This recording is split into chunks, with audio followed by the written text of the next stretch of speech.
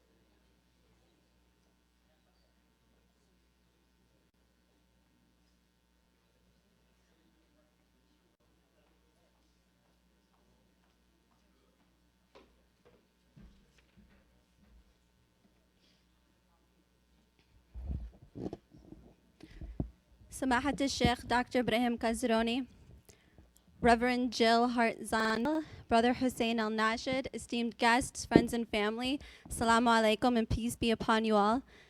Thank you all for joining us today. On behalf of the ICA and the YMA, I'd like to welcome you all to the Islamic Center of America.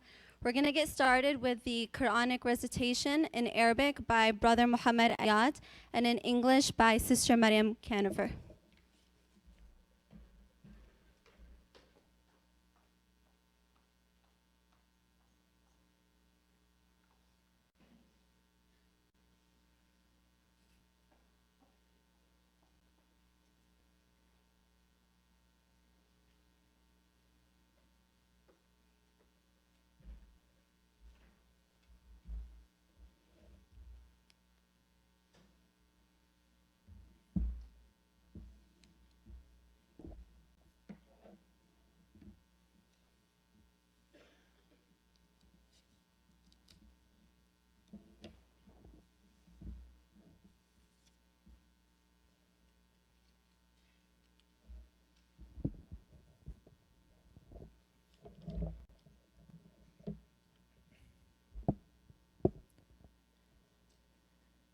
أعوذ بالله من الشيطان الرجيم.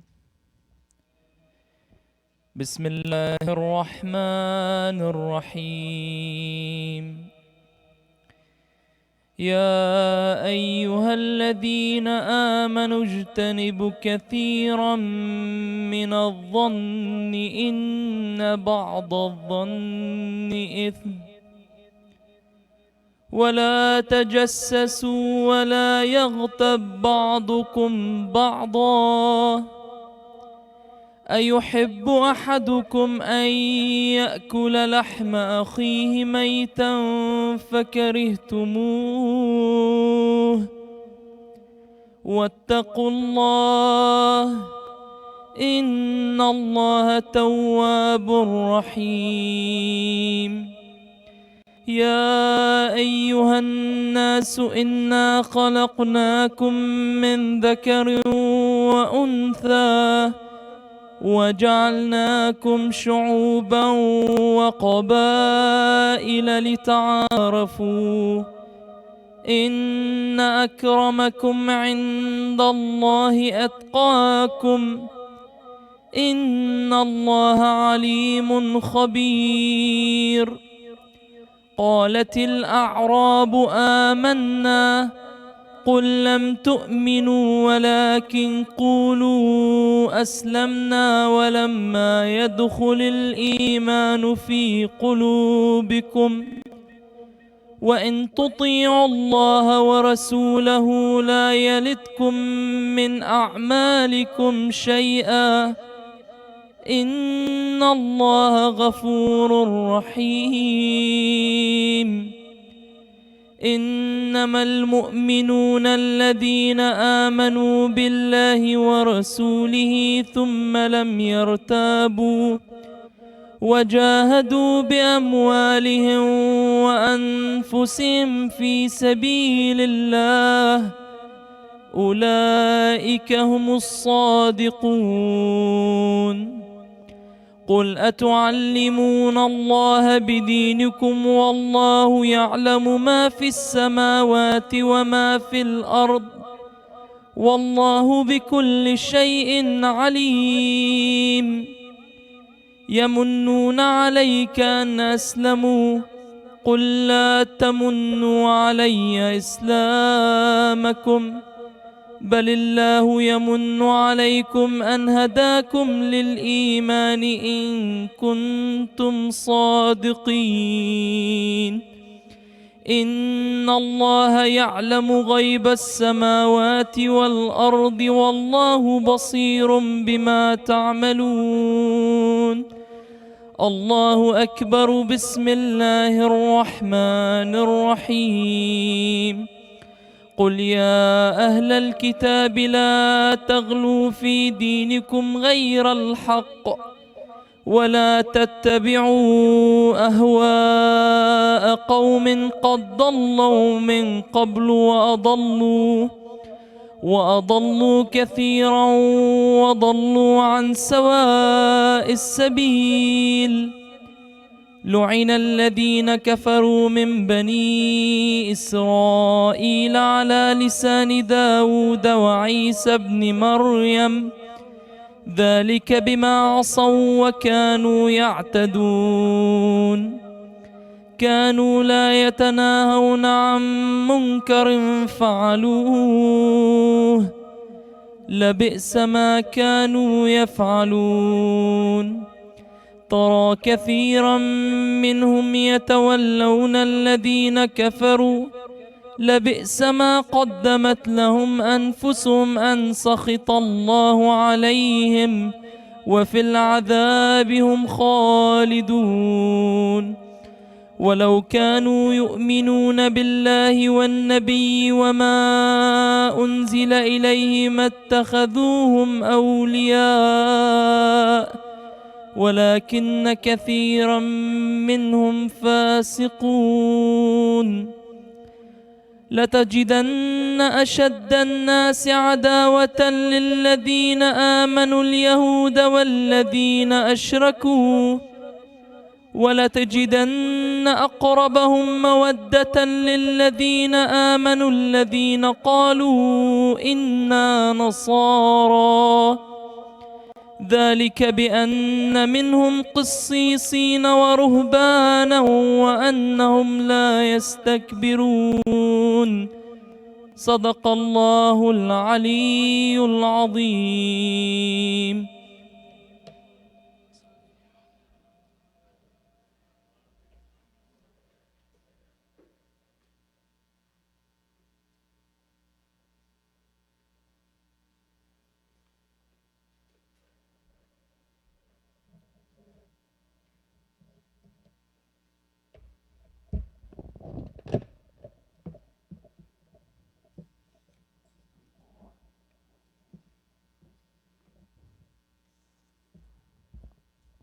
In the name of God, the most gracious, the most merciful.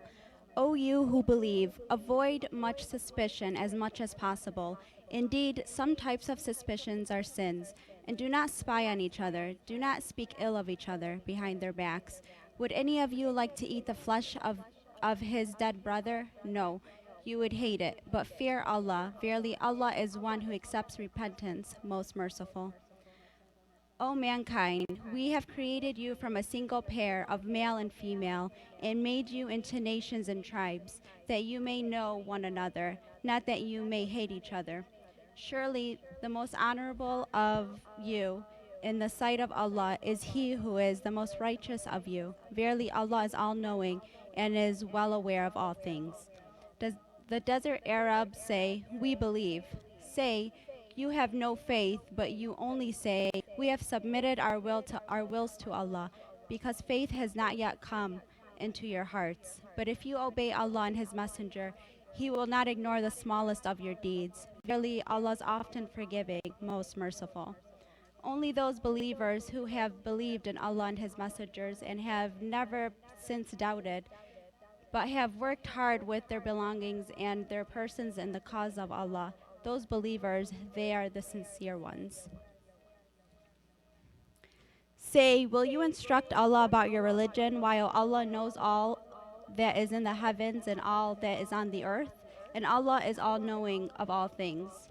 They impress on you as a favor that they have joined Islam. Say, count not your Islam as a favor upon me. No, Allah has handed down a favor upon you, that He has guided you to the faith, if you be true and sincere. Surely Allah knows the unseen secrets of the heavens and the earth, and Allah is the all-seeing of whatever you do.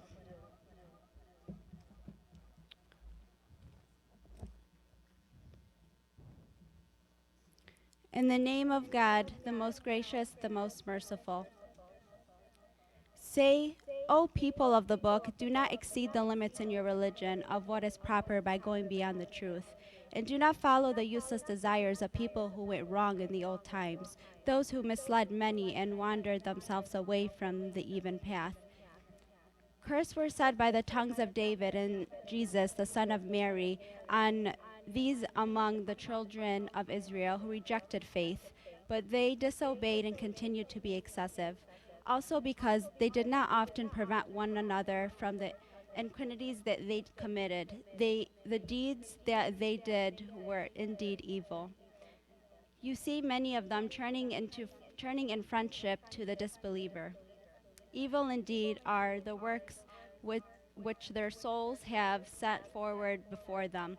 As a result, that Allah anger is on them, and in extreme pain will they live. If they had only believed in Allah, in the Prophet, and in what has been sent down to them, they, the believers, would have never taken them, the disbelievers, for friends or protectors, but most of them are rebellious and wrongdoers. Verily, you will find the Jews and polytheists among the strongest men in opposition to believers, and you will find nearest in love to the believers who say, "We are Christian," because among these people are men devoted to learning and men who have given up the world, and they are not haughty. Sadaqallahu al-aliyyul azim.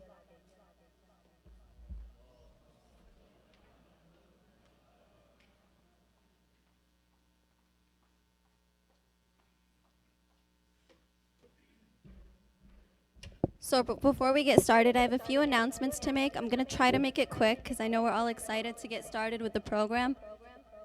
So the youth program at the Islamic Center is in the process of being revitalized. So what do I need from you today? No commitment, just we're going to be passing around a sign-up sheet. And it just asks for your name, your number, your email address, and whether you'd like to opt into our WhatsApp group. Signing up doesn't mean you're committing to anything. It just means that there's a way for us to stay connected and to keep you well informed. So I highly suggest everyone to sign our clipboard when it comes around and opt yes for our WhatsApp group. Second, there are two events that are being held here tomorrow at the Islamic Center of America. First, Dearborn Strong is hosting a rally at 2 p.m. So join in solidarity with people of all faiths and religion against hate, bigotry, and terror. So that will be tomorrow at 2 p.m. at the Islamic Center. And then tomorrow at 7 o'clock, same time, same place as today's event, Brother Hussein al-Nashid will be rejoining us for a how to engage in intra-faith dialogue. So I highly recommend everyone join us tomorrow again. As to my last announcements, on January 8 and 9, mark your calendars because we have a 2-event program. On January 8, Brother Hussein al-Nashid will be flying here again from New York and joining us for an interactive gathering. And on January 9, we will be hosting an Interfaith Unity Dinner. So this is open and encouraged, and everyone is invited, no matter what religion, what faith. This truly is the season of peace. We have the birth of the prophet that Muslims are celebrating. We have the birth of Jesus that Christians are celebrating. So, we should all come together. There's going to be really good food, a good program. And so far we've confirmed one speaker, Brother Hussein al-Nashid. And so tickets will be on sale soon, whether either in person or online at theicfa.com. Now, without further ado, I would like to present to you our first speaker, who's had a very interesting past. He was arrested by Saddam Hussein's regime and imprisoned for more than 5 months. Since then, he's taught many courses, including Christian and Muslim dialogue. He's served on numerous boards, not limited to Housing Justice, Interfaith Alliance, and many more. He was the director of the Abrahamic Initiative program at St. John Cathedral in Denver. He's received many awards for his bridge building and peace initiative, including the Martin Luther King Award. And in addition to Islamic theological studies in both Najaf and Qom, he holds a bachelor's in engineering, mining, petroleum engineering, MBA in management, Master in Global Studies, and Master of Theological Studies, as well as a PhD. It is my honor and privilege to introduce to you our first speaker, Samahat al-Sheikh, Dr. Ibrahim Kazaroni.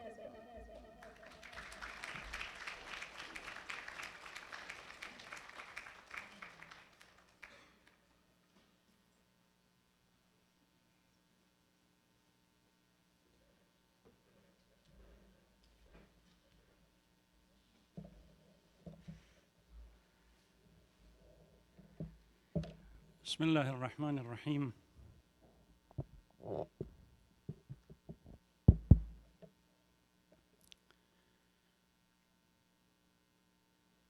Ladies and gentlemen, brothers and sisters, Assalamu alaikum wa rahmatullahi wa barakatuh. They say, bring a preacher to a podium and tell him or her that you only have 5 or 10 minutes. It's agonizing moment. Now I understand why. I really have no idea how much time do I have. We were debating with the other speaker before me whether she should go first, I should go second. I appealed to historical revelation, and I said Christianity falls before Islam. And since Adam is not here, she can represent Eve, then by default it's her turn. But somehow fate had other ideas. So one of the verses that was recited was a verse that calls all humans to dialogue. Ya ayyuhan nas, إنا خلقناكم من ذكر وأنثى وجعلناكم شعوبا وقبائل لتعارفوا. O people, we have created you from one man and one woman. So there is a purpose for the creation, and we turned you into groups, nations, and different people. For what purpose? So that you, the word used in the verse, ta'aruf. There is a misconception when it comes to ta'aruf, simply means to know each other.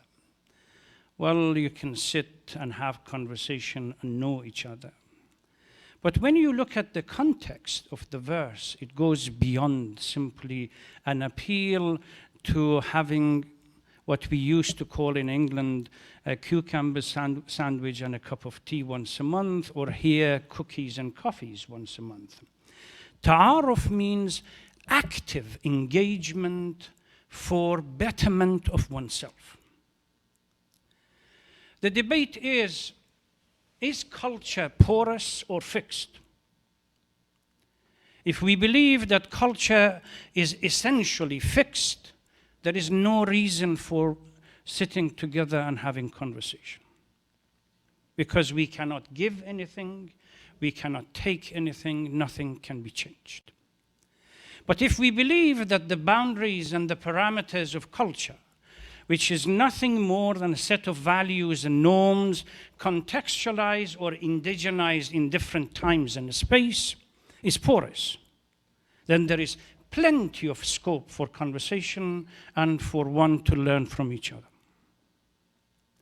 With a degree of humility that the last verse of number of verses that were recited, among those who claim to be followers of other faith, monotheistic faith, the Christians seem to be the closest one to Islam because they don't believe in arrogance, at least the bishops and the ministers. They are not arrogant. Conversations should start with a degree of humility, that we may have certain values for our culture, but they are not the only values available. We can still learn from other values and other cultures around.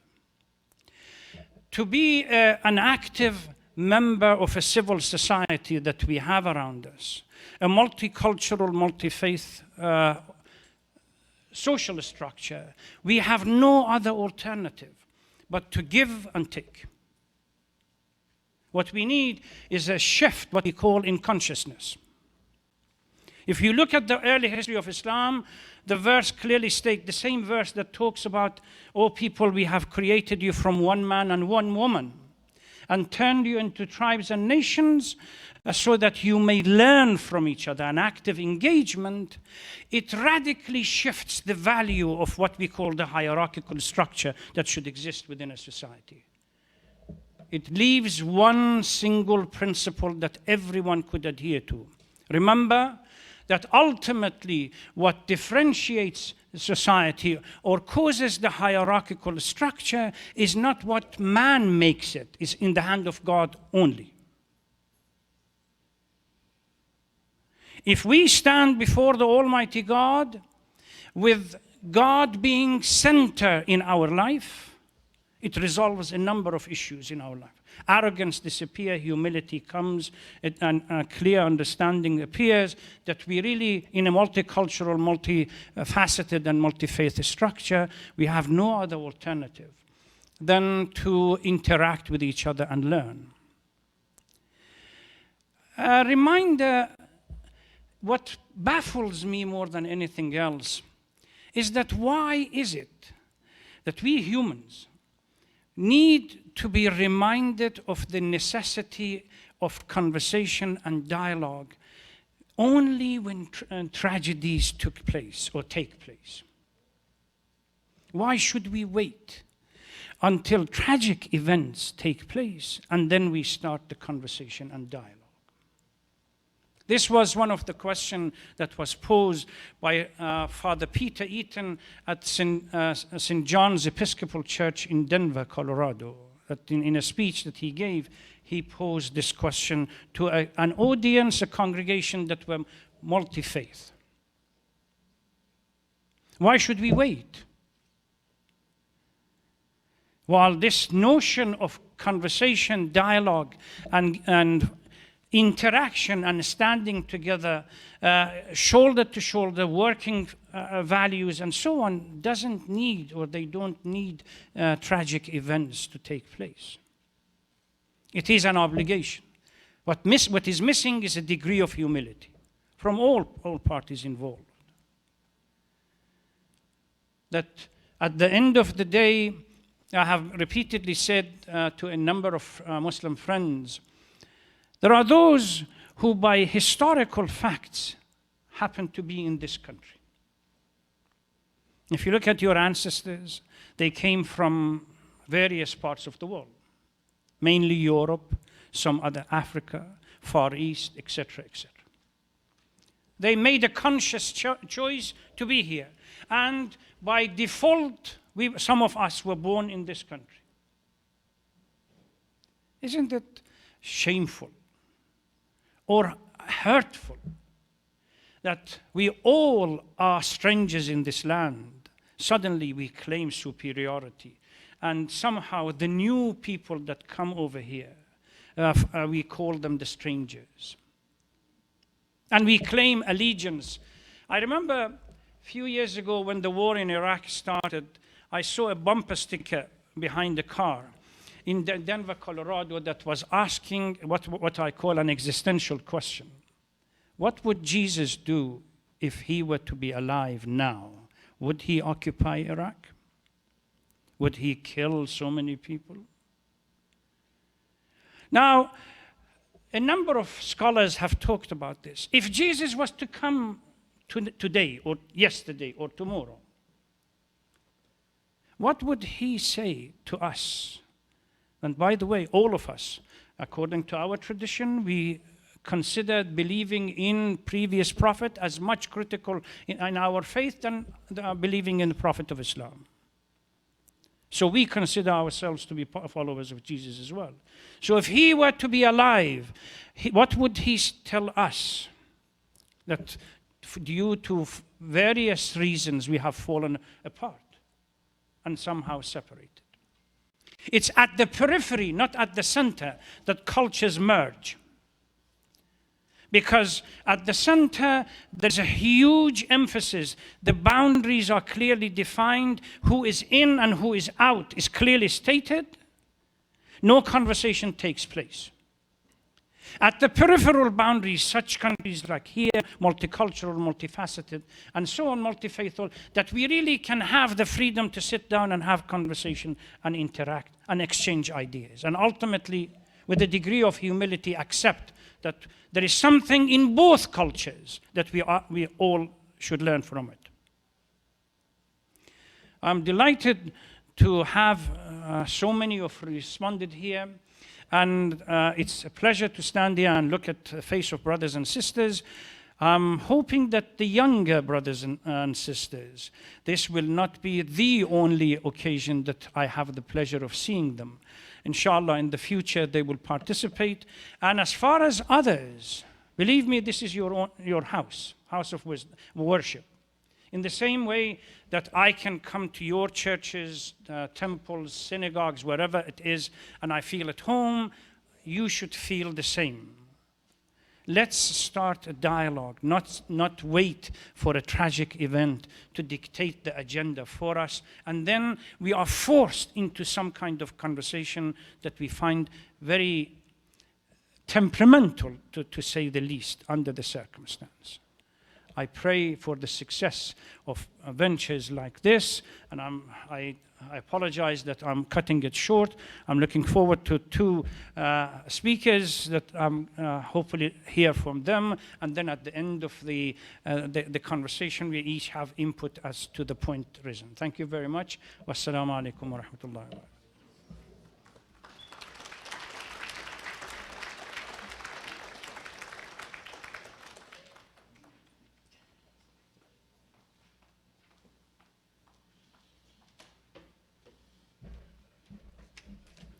I'd just like to remind you all that we passed out papers when you were walking in. Throughout the program, if you have any question that you can think of, just jot it down on the paper and we'll come around and collect them. And towards the end of our program, we will be having a Q&A session. It's my honor to present our next speaker, who I've had the privilege of meeting very recently. She has served on 5 churches and is the current pastor at Central United Methodist Church in Detroit. She has led youth mission trips to Queens, New York, Cincinnati, Ohio, Detroit, and Milwaukee, Wisconsin. She has served on a mission team to Haiti and recently led an adult mission trip to Brooklyn, New York for Hurricane Sandy relief. Please help me in welcoming Reverend Dr. Jill Hart-Zundel.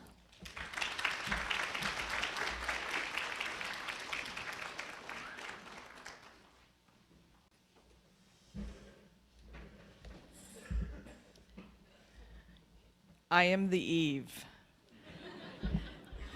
And I wish I had gone first after listening to you.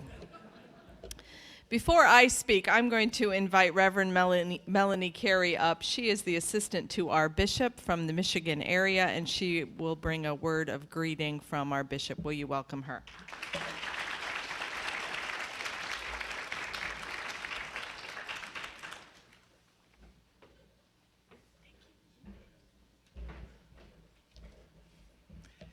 Thank you for the opportunity to bring greetings from Bishop Deborah Leader Kesey. She is the bishop of all United Methodists in the state of Michigan, and that represents 804 congregations and over 150,000 people. And she has submitted the following editorial to the Detroit Free Press, and we're told that this will be printed very soon, in the next few days, but she wanted me to share this tonight on her behalf. The world of 2016 is a world filled with fear. Fear has become the impetus for so much of our political rhetoric and even our decision-making. To say that our fear is completely unwarranted would be inaccurate. Too often we have seen the tragic images of terrorism abroad and now here in the United States. However, as a people of faith, we cannot let fear guide our lives or our actions. Yes, terrorism is real in our world of 2016, but we cannot condemn an entire people for the actions of a few, just as we would not warrant to be judged by the actions of a few extremists within our own Christian community. This world God created is large enough for all of us. We must stand in solidarity with every single person. As Christians, we are called by our scriptures to welcome the stranger, to pay attention and care for the widow, the orphan, the foreigner, the most vulnerable members of our human family.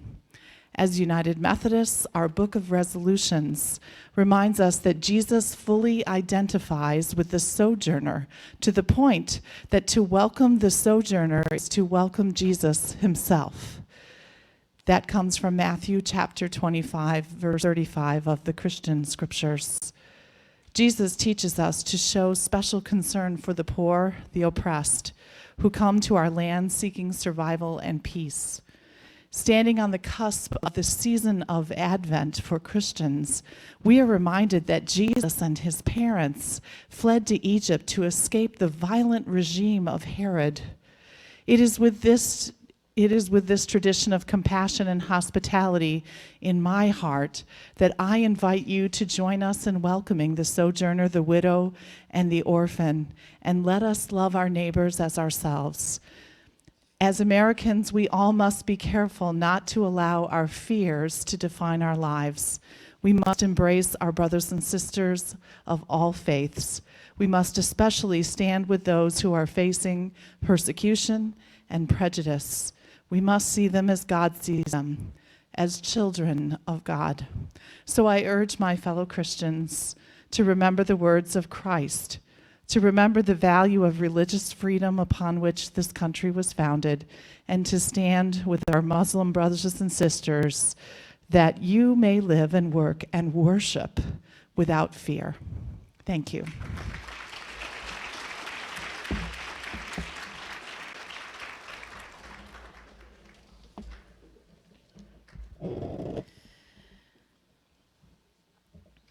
Right after 9/11, New York City came up with the term, if you see something, say something. Do you remember that? If you see a suspicious package, say something. If you see someone acting suspicious, say something. Well, I have seen something, and I am here to say something. I have seen racism, racial profiling, and the othering of my Muslim brothers and sisters, and I have come tonight to say something. In the words of Bernie Sanders, enough is enough.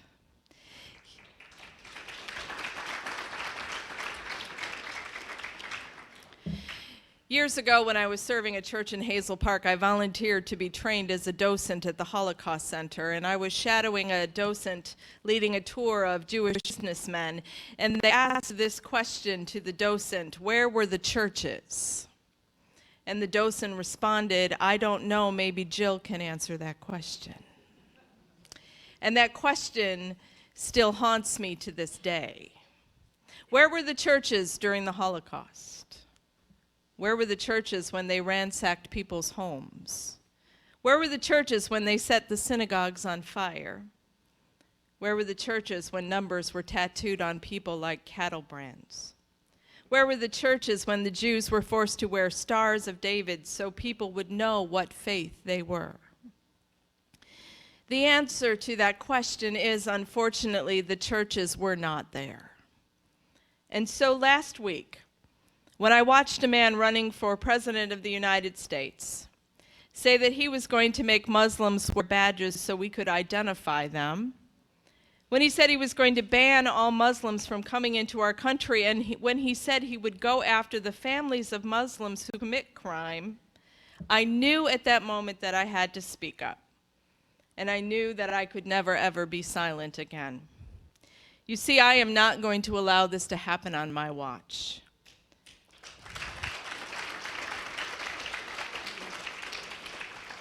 And that is why we are here tonight. I want everyone in this room who identifies themselves as Christian to stand up right now.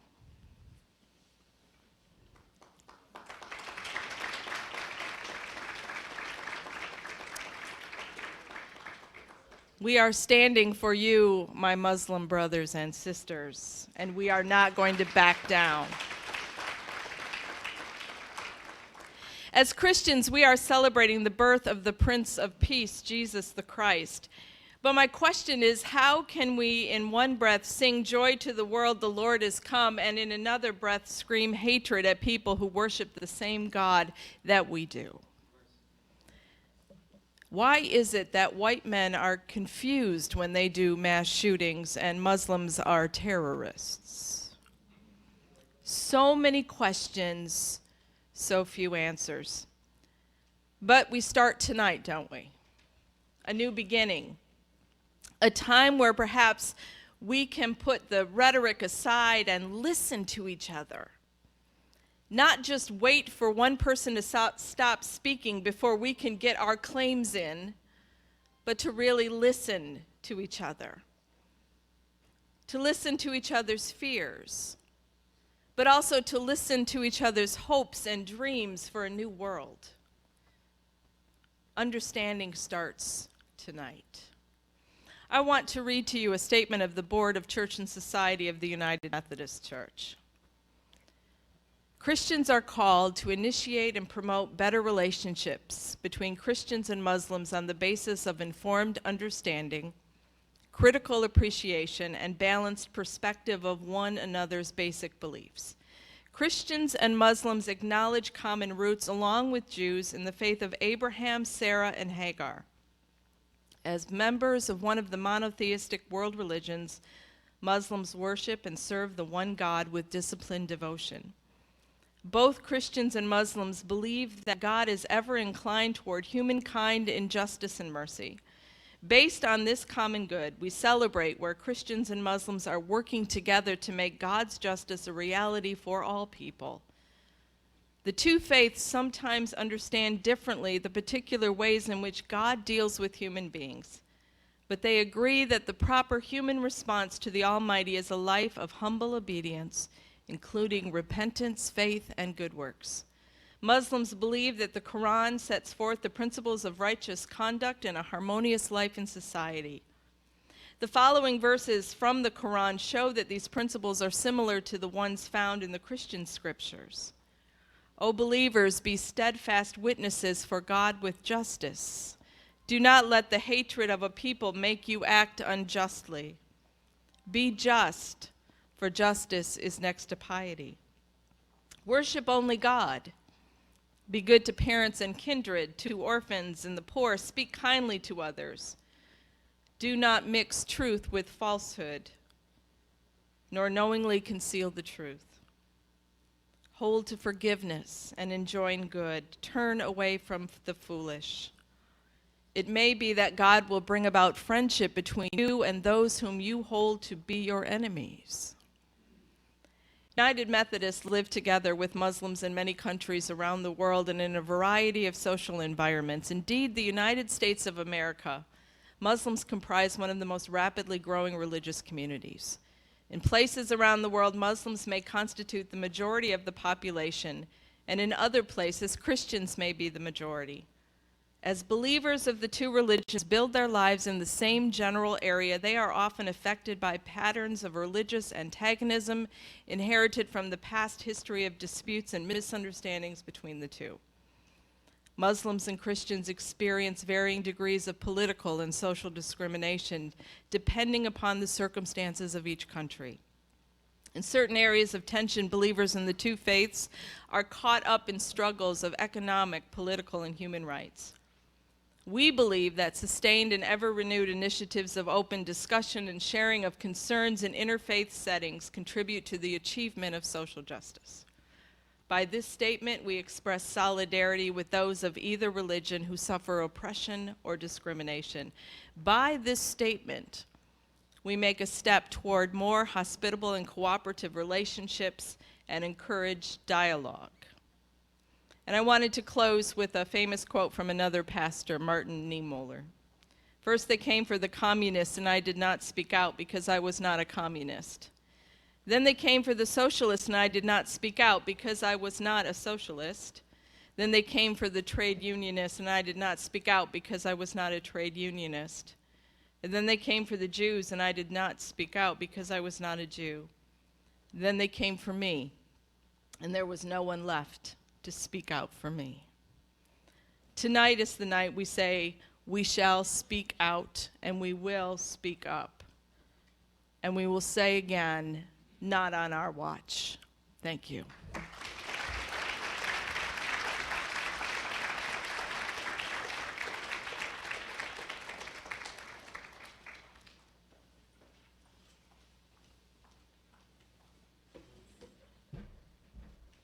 Thank you, Reverend Jill. Our final speaker is someone I've had the previous privilege of listening to. He's a dynamic speaker from London, England, and has been invited to speak at some of the top universities in the UK, Europe, and South America. His primary focus is on contemporary issues facing Muslims in the West. He is actively involved in a number of charity works and hosts a number of drug and alcohol counseling workshops. Please help me welcome Brother Hussein Al-Nashid.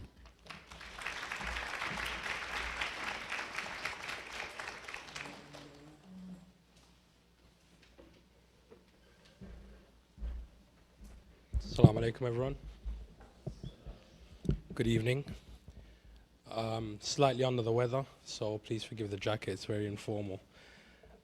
I seek refuge in God from the evil of my own self and from the whisperings of Satan. And I greet you all with the universal greeting of peace. Assalamu alaikum wa rahmatullahi wa barakatuh. Formalities aside, it's very difficult to top either of the speeches that came before me. Pretty much said everything that I was hoping to say. And I take no offense in that. I actually find that very reassuring that we are all thinking along the same lines in the face of the difficulties which we face as a people today. Now, my take on the situation of unity and what's going on in America is going to be somewhat different simply because I'm not an American. Although I have to say that at an event which I attended yesterday, there was the national anthem, where you stand up, put your hand on your heart, and then you sing the national anthem. And as a Brit, we don't really believe in patriotism, you know, we're a bit obtuse. So at first I thought, well, this is a whole load of shenanigans, but it really was moving to see black, white, male, female, Muslim, Sikh, Hindu, Christian, atheist, and every other identity you can think of that was in the room were absolutely silent with their hand on their hearts, and you can feel the love that they have and the respect that they have for the American flag.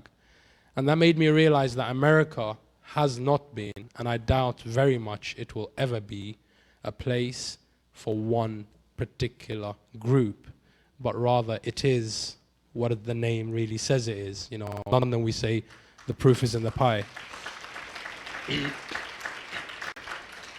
The strength of this nation and the reason why the world continues to look to America for guidance and for its leadership is because it is united.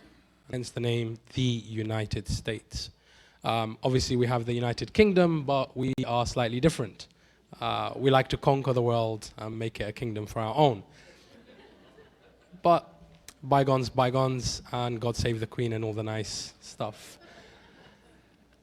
I'm going to begin my serious talk by referring to the Quran al-Kareem, and God works in mysterious ways because the ayah of the Quran was actually alluded to in the recitation beautifully by both the respected reciters before me.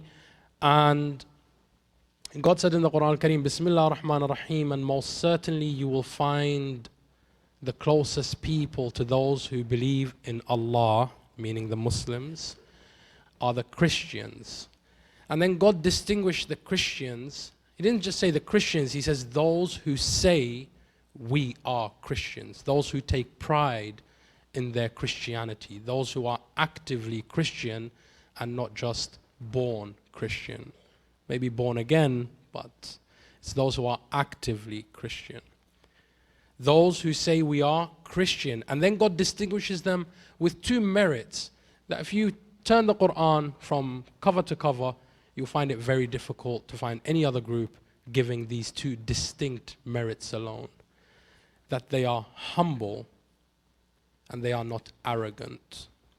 Whenever you go to a church, there's always this welcoming feeling. Now, keep just one thing in mind as I speak. I'm not saying it because of what Donald Trump said or what may or may not happen. I have lived my entire life believing in interfaith.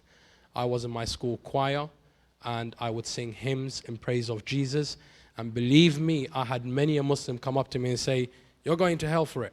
And I said, well, okay, let me go see what my Quran says about me going to hell if I sing the praise of Jesus. And I found the Quran sang the praise of Jesus. So the Quran is going to hell, at least I've got some company there. So I went to my father, and I was 12 years at the time.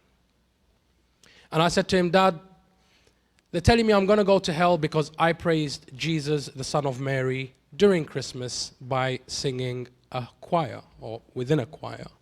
And I'm sure you know it, light 1,000 candle lights on dark earth here tonight. Yes.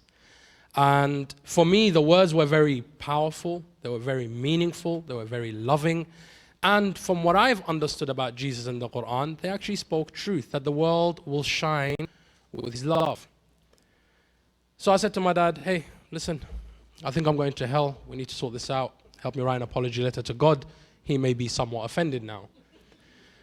And he said, no, there is absolutely nothing wrong with that. And my father took it upon himself to come to school and take permission to educate the Muslim kids. Now, I grew up in a majority of a Muslim school. And my dad read to them the following chapter in the Quran Kareem. First of all, he asked them, he said, how much do you know about Jesus in the Quran? And obviously, 12-year-olds, we don't really know much. But we know what the scholars for dollars would tell us, right? Those who have an agenda to use the name of the Lord to brainwash the people of the Lord. And we didn't really know much about Jesus per se until my dad began to speak, and he said, first and foremost, let it be known that the only woman in the entire Quran to be addressed directly by name is the Virgin Mary. None of the Prophet's wives are mentioned by name. The Prophet's daughter is not mentioned by name. The Prophet's mother is not mentioned by name. And this is Prophet Muhammad we're talking about, not any other Prophet. He's our Prophet, you know, the cool guy. And I'm thinking, well, hold on. Why is Mary mentioned when she's the mother of Jesus, but the mother of my Prophet is not mentioned? Why is the mother of Moses not mentioned? Why is the mother of Abraham or his two wives? Why are none of them mentioned? So then God goes on further to say in the Quran al-Kareem, He says, instructing Prophet Muhammad in chapter Mary. The entire chapter is named after the Virgin Mary, which is chapter 19 in the Quran. Do read it if you ever have a chance. Beautiful. He says, Bismillah ar-Rahman ar-Rahim, and he instructs the Prophet, mention in the book Mary, for surely she was a pious and God-fearing woman, and she took herself into seclusion from her society, and she devoted herself to the worship of the Lord. So the people accused her of adultery for giving birth to Jesus. And in return, the people made mockery of her. So for her patience and for her being a forbearing person, I, the Lord, have taken it upon myself to ensure that Mary and her son will be honored in this world, and in the next they will be held in high esteem.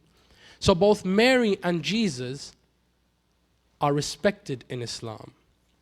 So when someone like Donald Trump comes up and says, or any other person who doesn't know about Islam, pun intended, they are trumped up. And they come and they say, oh, Muslims are trying to radicalize America. Muslims are trying to destroy Christianity. Muslims have no respect for Jesus.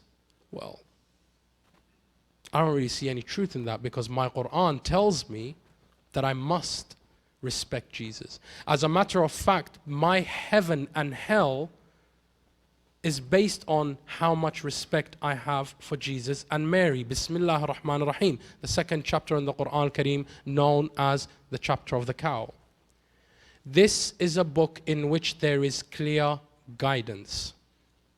For whom? For anyone that picks up the Quran, they will be guided? No. For those who are God conscious. If you're a God conscious person and you're trying to find God, yeah, the Quran will give you some directions, but it won't take you there. It's like your GPS. I can put in the directions, it won't drive itself. This is a book in which there is clear guidance for a people who are God conscious. Who are the God conscious people? Those who believe in what has been revealed to you, Muhammad, and every prophet that came before you, they also believe in them. So our religion in Islam is never about challenging anybody else's religion. It is about accepting everybody else's religion. And I don't like to use the word tolerate, because tolerate means I'm only putting up with you because I have to. I prefer much more the word acceptance, because that is indeed what we as human beings should do. We should accept each other for our differences. There is a lot of flavor in difference.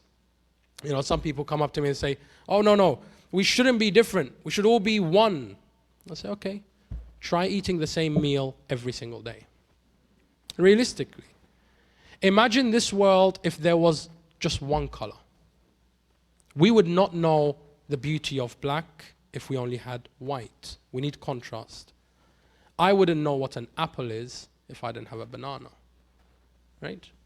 So we need this difference. And God alludes to it in the Quran al-Kareem by saying, had God intended to make you all one people following one religion, it's not difficult for him.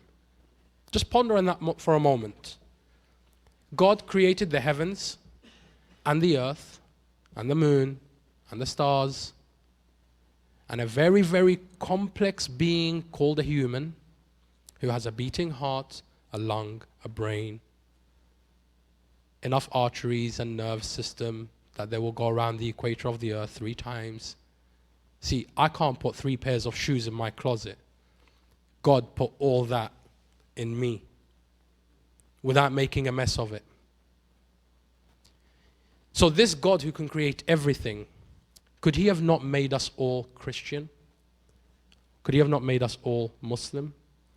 Could he have not made us all obedient robots or atheists if he wanted to send us to hell?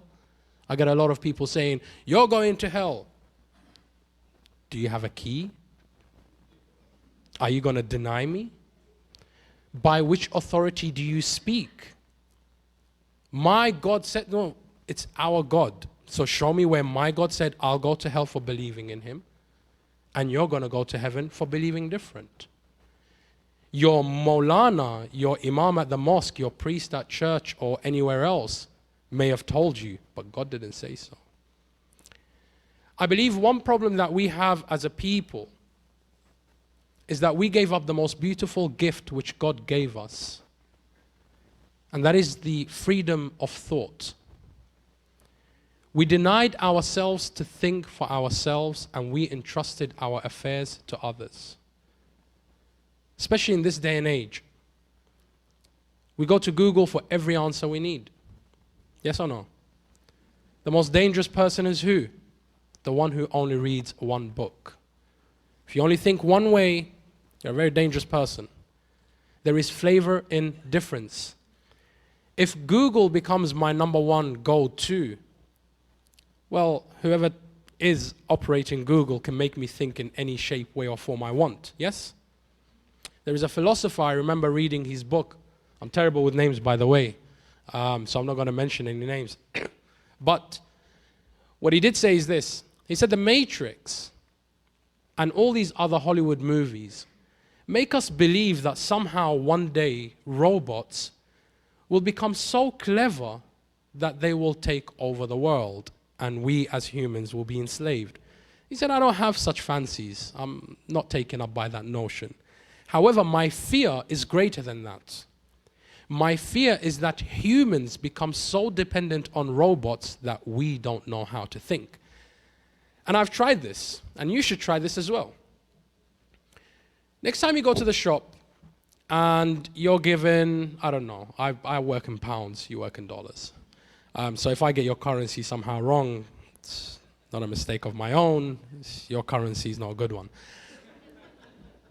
But say you go to the shop and they tell you, the cashier puts in some numbers into the keyboard, and bada bing, bada boom, it says $7.50 is what you owe. So instead of giving a $10 bill, you give them $12.50. Guess what just happened? You forced a human being to think outside the box. And they start to look at $12 and they're thinking, why did you give me $12.50 when you could have just given me a $10 note? And the reason why I gave you $12.50 is because my brain still works, and my brain said to me, hey, Hussein, would you rather carry change or would you rather have a nice $5 note? I thought $5 note sounds a bit reasonable. So I gave you $12.50. But you see, the machine didn't calculate that. The person wasn't expected to think. I just forced them to think. Blank. And this is exactly what's happening to us in this day and age. We are so dependent on what Fox News tells me about Muslims, on what CNN tells me about Muslims. And hey, guess what? We Muslims, just as guilty. Because we have our own Fox News somewhere else. It may not be called Fox. It may not be called CNN. But we have our own media peddlers. And they tell us, oh, Christians are bad. America's the devil. Oh, this and that. And again, we are equally falling into those traps of following one narrative. So God wanted to do away with all this. And he gave us example after example after example. And I'm not going to go through a whole list of examples. But I'm going to give you one example of an individual who unites us all. Jewish, Christian, or Muslim, that teaches us to think outside the box. Prophet Abraham. In the Quran, Prophet Abraham, we are told his narration. And his narration goes as follows. He lived in a society where people worshipped idols. And there was confusion all over the place about who God may or may not be. So some people, when he asked them, he said, hey, who is God? They said, oh, he's the moon. Now the beauty of the story is what? Is that Prophet Abraham was thinking. So in the Quran it says, so Abraham said, the moon is my Lord. Then the moon set. Then he said, my Lord must be with me at all times, and the moon is no longer with me. So therefore, the moon is not my Lord. So the sun came out, and he said, with all its majesty and all its beauty, the sun is my Lord. And then the sun disappeared.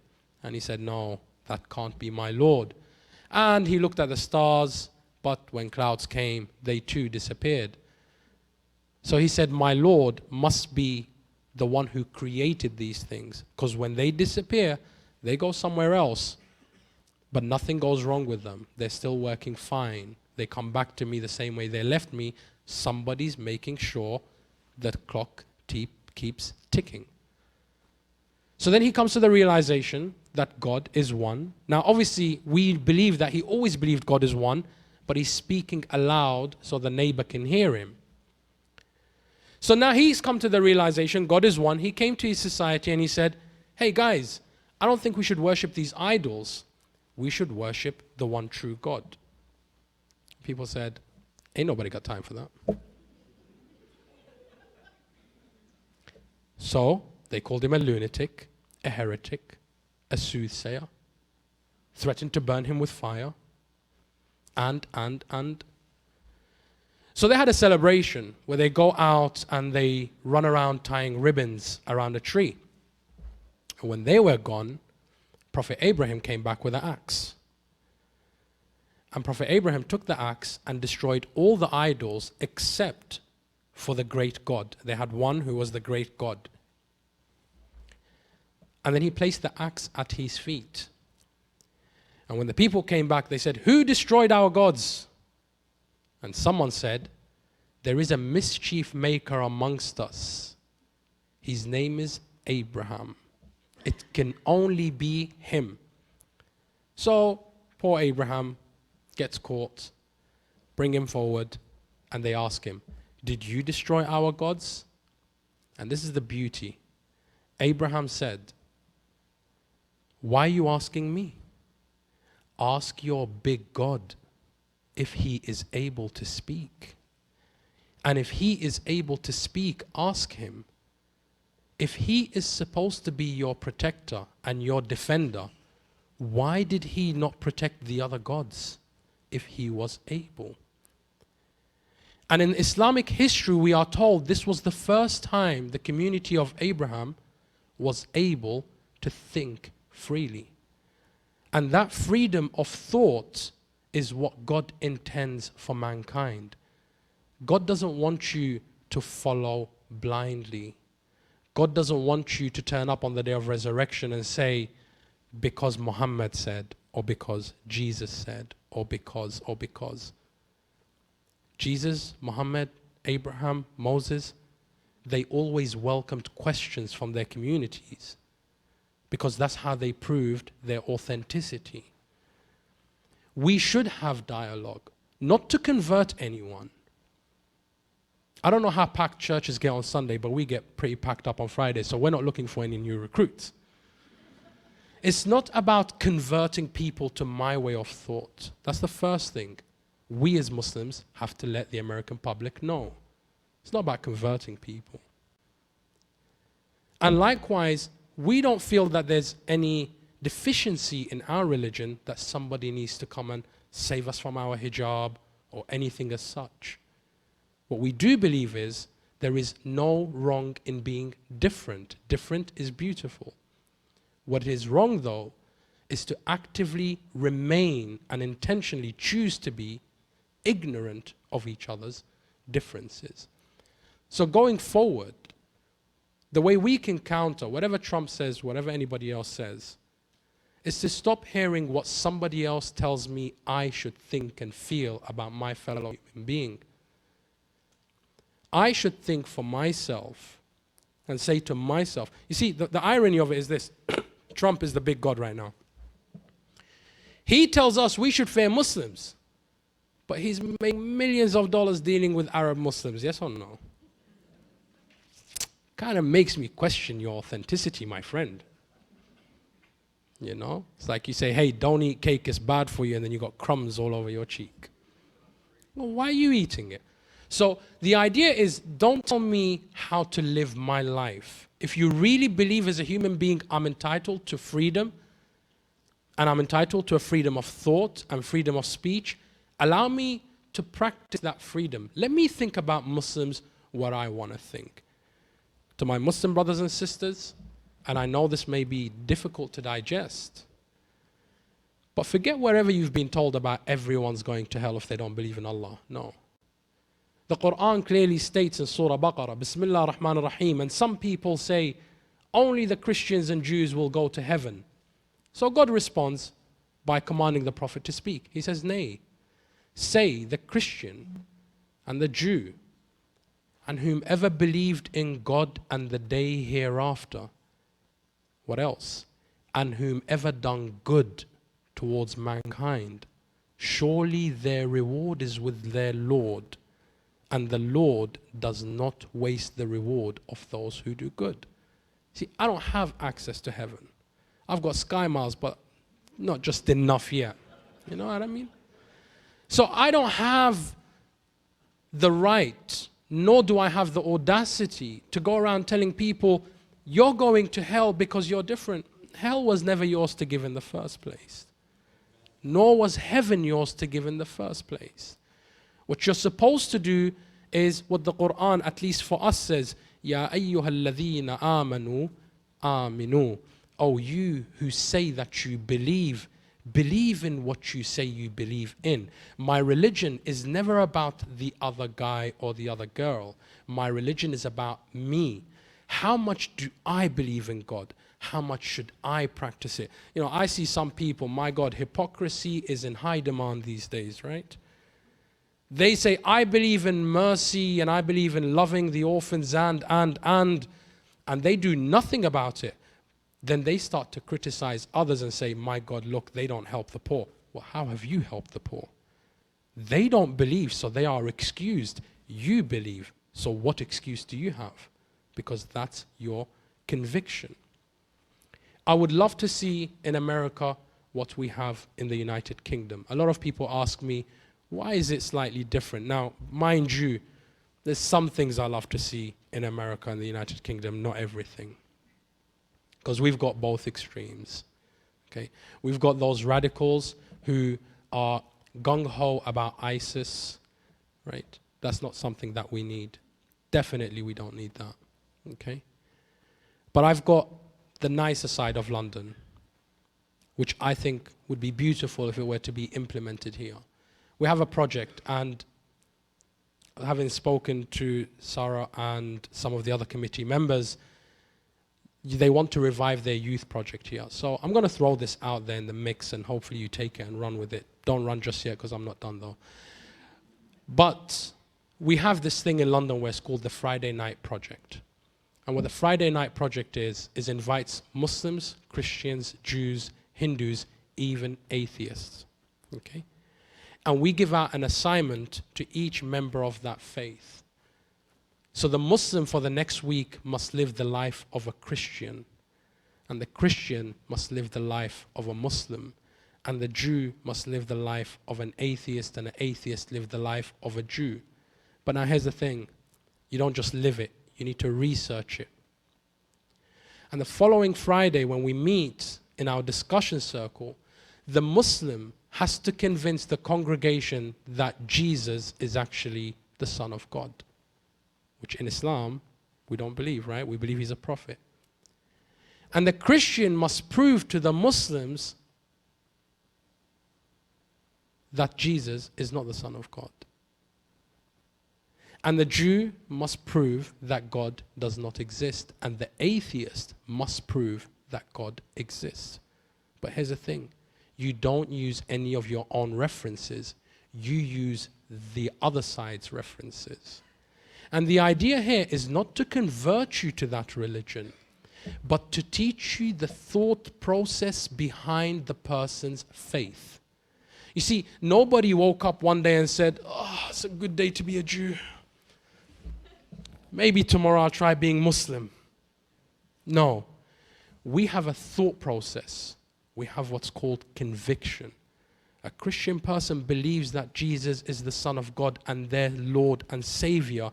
When they say they believe that, they live that with their entire existence because they are convinced. So there must have been a very good argument to convince the majority of the world. To have the largest following, man, Jesus, if he had a Twitter account, Twitter will crash. Right? So it's not just, oh, one day someone decided and they are all somehow, we should feel pitiful for Christians because they're fooled into believing Jesus. No, there is a very well thought out and a very convincing argument for Christianity. As a Muslim, I need to know that argument, not so that I turn around and try to convert someone tomorrow, no, but so I can respect your thought process. As a Christian, when I see a woman wearing a headscarf next time, I don't need to feel pity for her because I know the well thought out rationale. Because you've got to understand, for a Muslim woman, she knows when she puts on that headscarf and she walks out of her house, she knows what she's going to step into. She's going to step into a world of criticism, a world of judgment, a world where everyone will look at her and think something though they may not speak something. But she is willing to put herself through that hell. And believe me, it's not because her mom and dad said so. Because there's a lot of things we do that our parents told us to do or not to do. But it's because I have a thought process behind it. So it's all about learning each other's thought processes, learning how people think, so that we can respect the way people think. I'm going to conclude with a story from, like Christians have 12 saints, 12 disciples of Jesus. We, the Shia denomination of Islam, also believe in 12 saints who are the grandchildren of the Prophet Muhammad, peace and blessings be upon him, and his progeny. The 8th of them is an individual who only a week ago we were commemorating the anniversary of his martyrdom. He was poisoned. And he wasn't poisoned by a Christian. He wasn't poisoned by a Jew. He wasn't poisoned by an atheist. He was poisoned by another person who claimed to be a Muslim. So ISIS may have just been recently introduced to the American public, but the Shia Muslims, we've been suffering from ISIS for 1400 years. Every one of our 12 saints was poisoned or killed brutally by the ISIS mentality. As a matter of fact, even during Saddam's age, if we went to visit the graves of these saints to pay our respect, just visiting their graves was enough for you to be executed in the most horrendous way. And that shows you something, that they feared the version of Islam that the 12 disciples of Muhammad preached. Now let me introduce you to what they preached. The person who poisoned Imam Rida, who is the 8th saint, he poisoned him after a debate took place between Imam Rida, the high Christian priest or the bishop, the high Jewish rabbi, the most, I guess, cleverest atheist individual in society, and all the top thinkers in the world. This person, who was the caliph at the time, had summoned them all to argue with Imam Rida and disprove, because Imam Rida was preaching that all of us as human beings can coexist with peace and harmony. And he wanted to disprove Imam Rida and make him contradict himself, and in the debate with these thinkers of the world, get into a heated argument to show that you can't really live side by side with other people and still respect them and still maintain your religious convictions. So he invited Imam Rida. And when Imam Rida went there, before he went, one of his disciples said to him, he said, I don't feel good about this. He said, why don't you feel good about this? He said, because I am fearful that what they intend for you to do is one of two things. Either one, you will lose your cool and lose your temper. Or two, you will contradict your own principles. So the Imam smiled. And he said to him, he said, do you think I will ever contradict myself? I mean, you've known me for a very long time. We're homies. Do you think I'm going to contradict myself? He said, not at all. And that's exactly why I'm afraid. He said, so why are you afraid if you know I won't contradict myself? He said, because then you're going to anger those ISIS mentality individuals, and all they can respond to you with is death, because they're not logical people. They are people who are quick to react. So the Imam smiled. He said, I'm going to prove how much I believe in coexistence. He said, how will you do that? He said, the Christian doesn't believe in my Quran, so it would be very unfair of me to debate him based on my Quran. Rather, I will debate him with the Bible. And the Jew doesn't believe in my Quran, and it would be unfair to quote the Quran, so instead, I will quote the Torah. And the atheist doesn't believe in God, so I cannot use God as the basis of my argument. So therefore, I will use science and rational thinking. And he continued to say these things. And the beauty here is the following. Some may take this as, oh, he's being arrogant. He's showing how much knowledge he's got. For me, I read right between the lines. The Imam is showing that if you ever want to get involved in a debate with another person, or if you're ever going to have a conversation with another person, the first honor or the first right for that person on you is to educate yourself on what they believe. Don't approach people with what you know or what you think is right. The Imam said it beautifully. The Christian doesn't believe in my Quran, so therefore I must speak to him the language of the Bible. We're living in America. We have absolutely no reason to remain ignorant and follow the likes of Trump or anybody else who wishes to divide this great nation. If I've got any quarrels with the Muslims, I should read the Quran. If I as a Muslim have any fear of a Christian, I should read the Bible. And I'm speaking to you as a person who's read not just one Bible, but many versions of the Bible. And yes, there are terms in there that can seem somewhat violent, but if I'm going to pass judgment on them, then I should concede to the Christian when they say the Quran is violent too. But instead, I should ask a Christian to explain to me in what context should this verse be read. And likewise, the Christian should ask the Muslim. So I invite you to try to implement this Friday night project, to have a discourse, to have a discussion, to have a think tank, so that we can progress and we can move forward as a society, never having to fear anyone, never having to fear my neighbor, because Jesus didn't say fear thy neighbor, he said love thy neighbor. Muhammad said the one who goes to sleep and has not checked up on their neighbor is not a Muslim. So we both have something very, very similar. And I invite us all to be more open-minded to every religion that we come across. And the very least we can do is be educated on that religion. I thank you very much for your time. Wassalamu alaikum wa rahmatullahi wa barakatuh.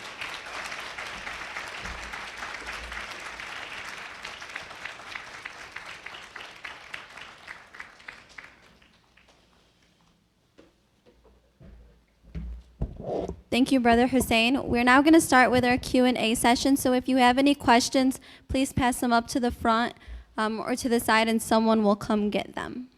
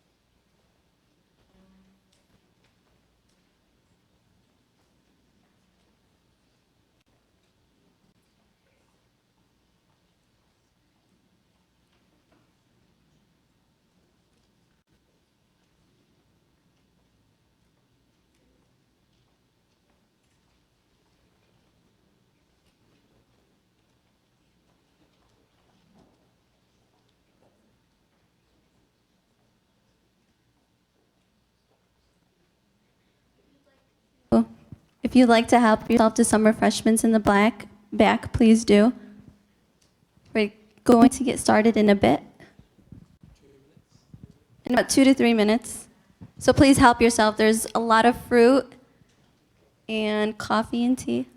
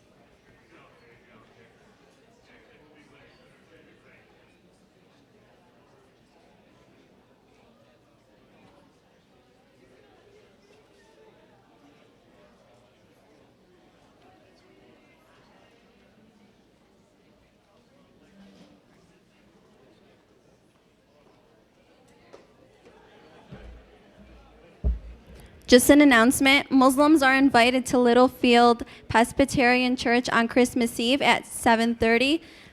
If you would like to join, please see Hajaid Alawan.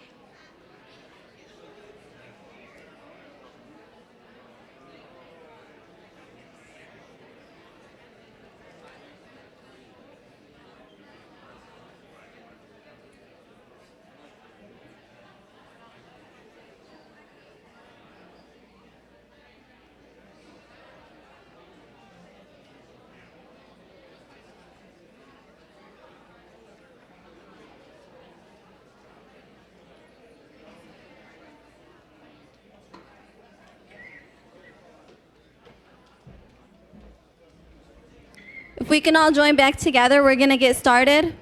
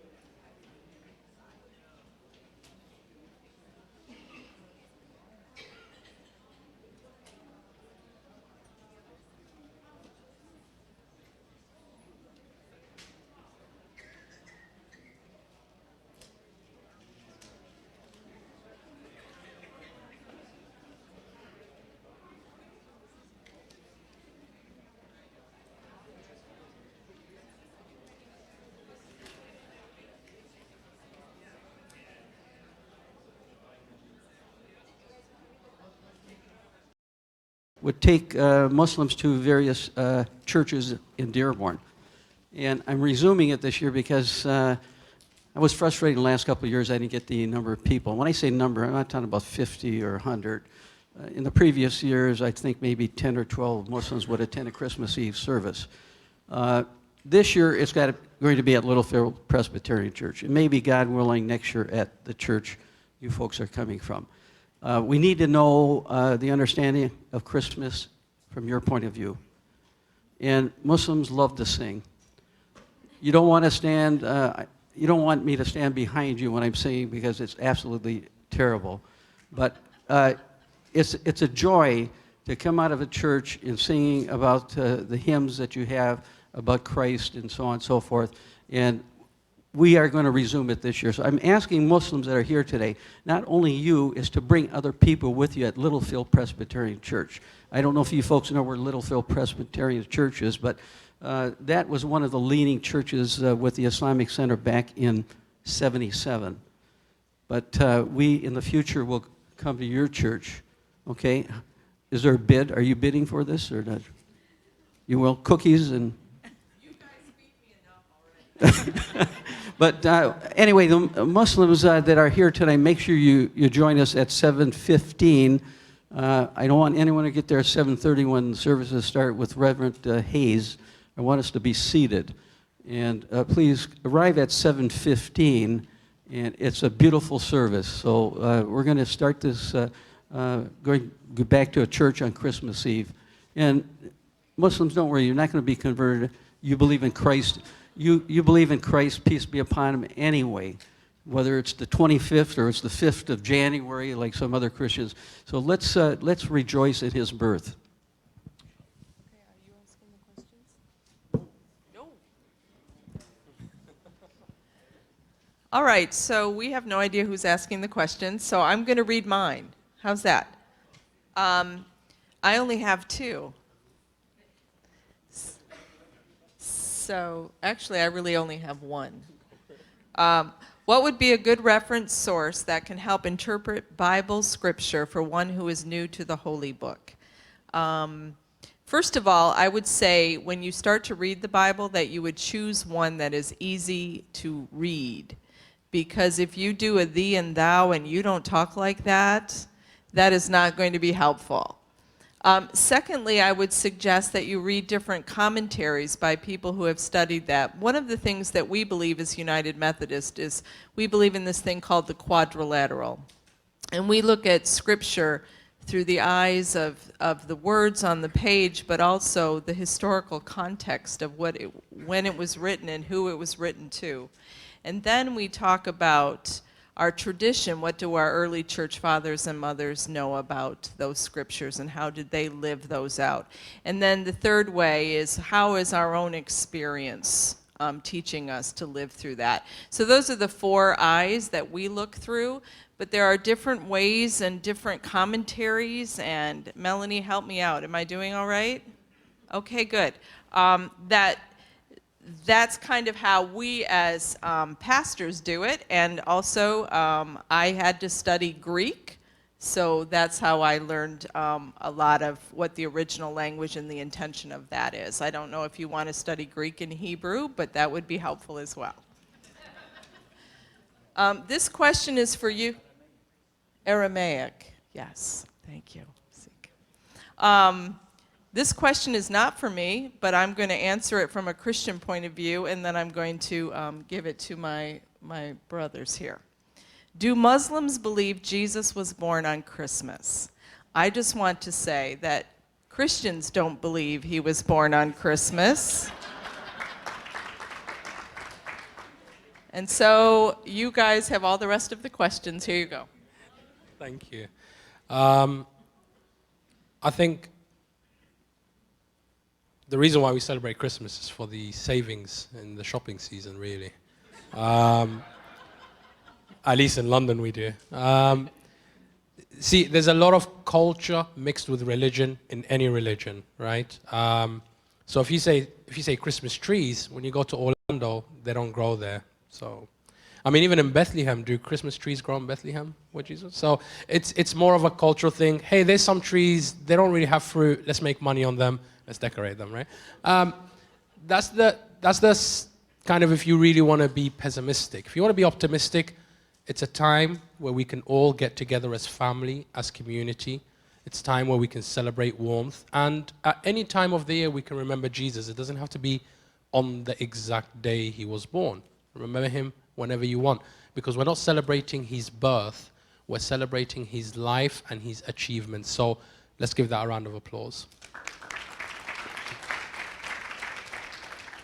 Just to quickly touch base on the first question, I think the best source to learn about the Bible is from a Christian, okay? The Quran even enforces that idea. It says, Bismillah ar-Rahman ar-Rahim, O people, if you seek knowledge, ask the people of knowledge, okay? So if I want to become a doctor, I don't go to the Maulana, although we have a very qualified Maulana to my right, but I go to a doctor or I go to a medical school. I need to go to the place where they are the professionals in that. So there's no shame and no harm in going to a church and saying, hey, can I join your discussion circle? Can I even join Sunday service? Of course you can. There's absolutely no harm because you're going to seek knowledge, okay? So now to my questions. I'm a Muslim and my grandmother is Christian. And it's really nice to have that kind of diversity in my family. It's really hard though because we have strong, different beliefs on Jesus. How do you think we should handle this? Should we talk about it? Nope, get some boxing gloves. I'm joking. I'm joking. You would lose to your grandmother. Don't let age fool you. She's seen a couple of fights. You know.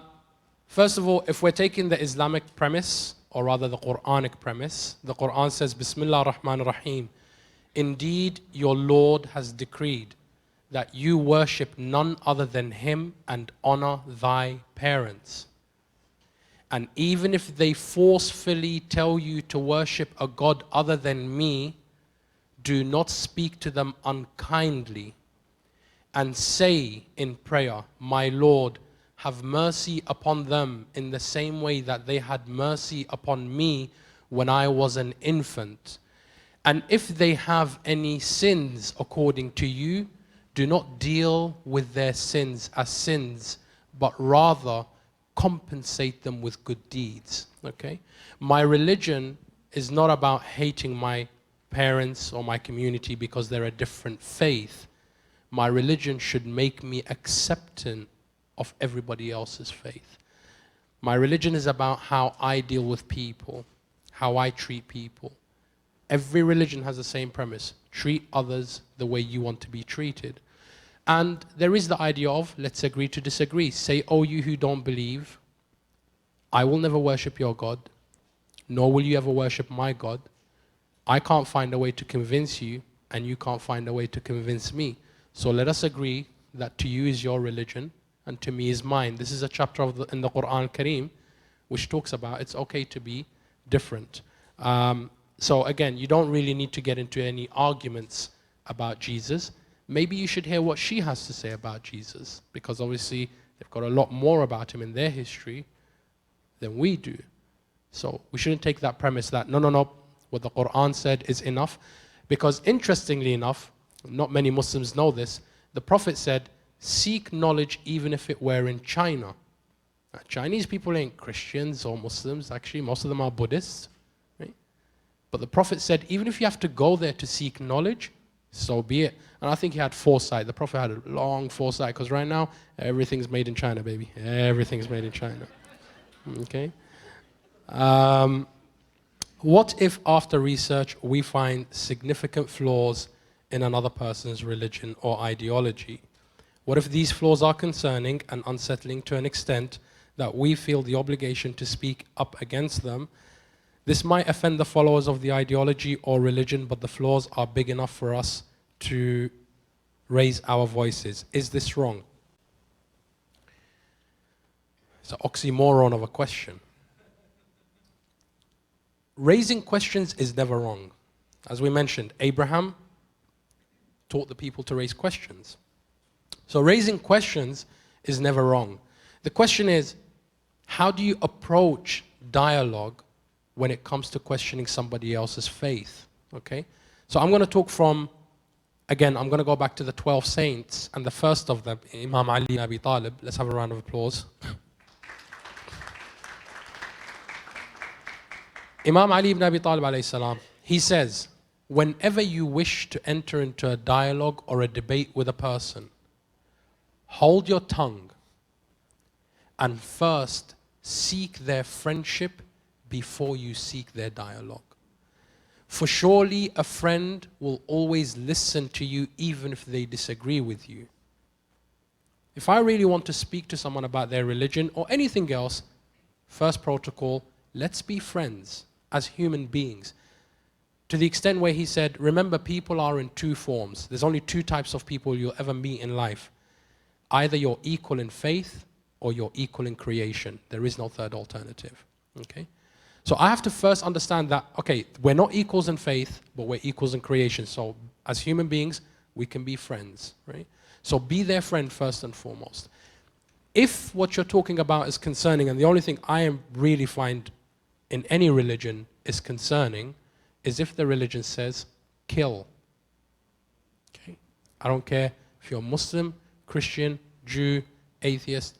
If your teachings say to take the life of another human being in attack, defense is a different story. Everybody in this room has the right to defend their life. And if, due to unfortunate circumstances, that results in taking somebody else's life, the blame is on them, because they came to take my life. I have a right to defend my life. Bada bing, bada boom. But if a religion says to me that I should kill others simply because they are different, there's a pause that needs to be taken. Now I'm going to talk just about one verse in the Quran which has been kind of taken way out of context, especially by those on the very far right. Okay? On both sides, by the way. Muslims have also taken it out of context, like ISIS. They use this verse, Bismillah ar-Rahman ar-Rahim, and fight them and kill them wherever you find them. This is chapter 9 in the Quran. Fight them and kill them wherever you find them, and cause them to leave the homes which they chased you out from. Now, some jumped up guy in ISIS comes and says this is referring to the Christians and the Jews. I say, hold on a second. Read the book the way it's supposed to be read. When this chapter of the Quran was revealed, there wasn't a single battle or a skirmish between the Christians, the Jews, and the Muslims. The battle that the Quran was actually talking about was talking about Arabia, where the people chased the Prophet and his people out. Then he went to Medina, a different city, and he sought a peaceful resolution. Then they followed him to Medina and tried to kill him yet again. This is 10 years down the line. So God said, now you have every right to defend yourself because you tried to leave and these guys just keep chasing you. So now fight them back and cause them to leave the houses which they chase you out from. But should they lay down their arms, see, now there's no need for war. Where in that is there anything about killing a Christian? Christians aren't the ones who chased the Prophet out. It was the Arabs. Which brings me to a point before I pass it on to the Sheikh. I get a lot of people, And again, please bear with me on this one. I'm just trying to see the whole picture. People come forward and say, Israel is the source of all the problems in the Middle East. Okay. Maybe. But who are they a problem to? They are a problem to the Palestinians. Okay. But you see, as a Muslim, you have to be fair. Imam Rida says, speak the truth and never let it offend you. There's 21 Arab nations that have done absolutely nothing to help the people of Palestine.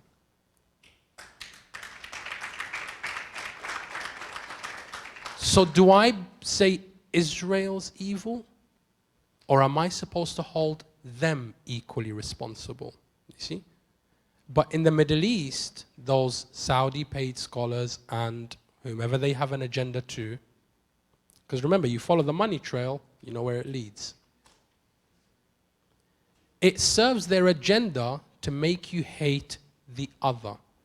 Let's shelf it all on the shoulders of Israel. Yes, I'm not saying Israel's an angel walking on the earth, but at the same time, we're not angels ourselves if you want to really look at it. So fix your house, then fix other houses. And I think that's how you should approach every debate. Don't approach it in order to offend. Befriend the person first, be their friend, have love, have affinity, have mutual respect, and then move on from there. Thank you.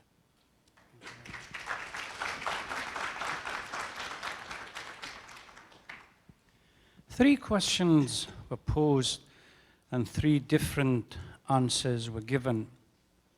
I would like to go back to the first question, the birth of Jesus, peace be upon him. I'm glad that you stated, Reverend, that even the Christians don't believe.